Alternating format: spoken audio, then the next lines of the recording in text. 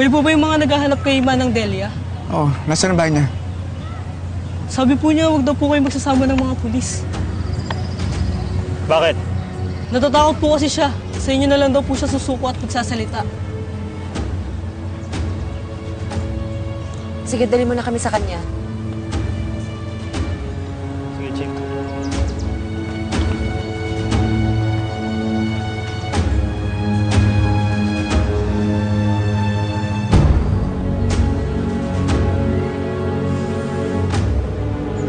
Sige po.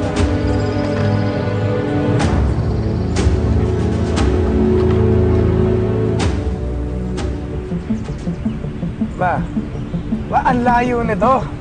Ba't ba kasi sa malayo niyo pa tinago tong si Manang Delia? Ang sinasabi ko lang, tingnan mo to, kailangan natin puntahan ang hirap dahil ang layo.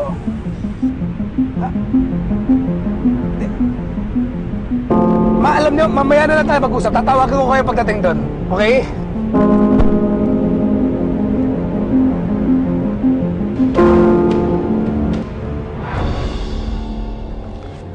Tol, dapat talaga yung bahay ni Manang Delia? Lain na nito ah.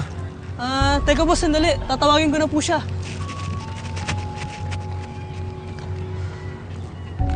Teka, Luisa. Parang mali na to ah. Nakabahan na ako. Na kaya natin ituloy? Dito na rin tayo eh. Tuloy na natin. Tinatawag na naman niya si Manang Delia eh. Pero Luisa, tingnan mo nga itong lugar na to. Kung wala kang tiwala sa plano ni Mark, wala namang problema. Pero pagbigyan na lang muna natin siya.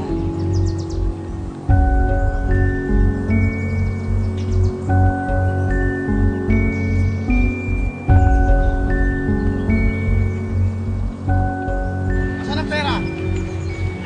Ngayon sa amin ang kalating milyon. Anong pera? Anong kalating milyon? Yung pera kalating milyon. Wala sa amin yung pera, nasa presinto. Di ba ang usapan, ipapakita niyo sa amin kung nasan si Manang Delia? Hindi ako naniniwala sa inyo. Wala sa... Tulong! Wala sa akin! Wala sa akin! Pera! Pera!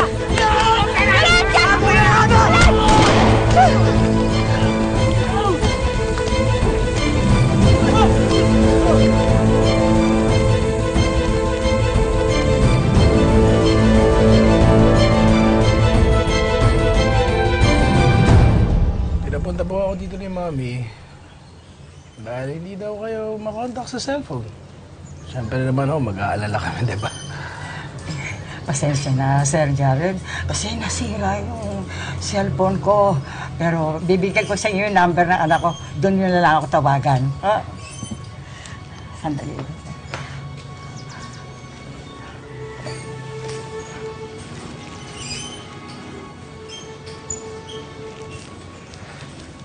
Sir? May kailangan po ba sa akin si Ma'am Stella? Kaya niya ako tinatawagan? Gusto ko lang pong sabihin sa inyo na huwag muna kayo lumabas ng bahay. Po? Kasi si Luisa, hinahanap kayo. Medyo malaki ang pabuhay ang pinabibigay niya. Baka naman masilaw kayo niyan. Sir, hindi po. Alam niyo naman, mulat sa pool, mula pa noon. Talaga namang sa pamilya niyo ako loyal.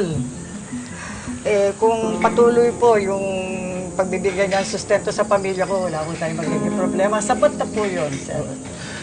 Basta magtago po kayo, wala tayong problema. In fact, para sigurado, pupunta kayong Davao.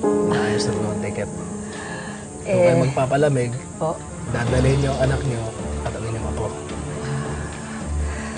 Kaya lang, Sir Jared, nagre-reklamo na po yung anak ko. Kasi pati trabaho niya nawala dahil nga nagtatago kami. Paano naman po yun? Dadagdagan po ang sustento niyo. So, magtago lang po kayo. Ngayon na. Sige po. Naku, sir, maraming salamat po. Hihintayin na namin po kung ano yung mga pagagawa niyo. Nga pala po, number ng anak ko. Salamat, sir.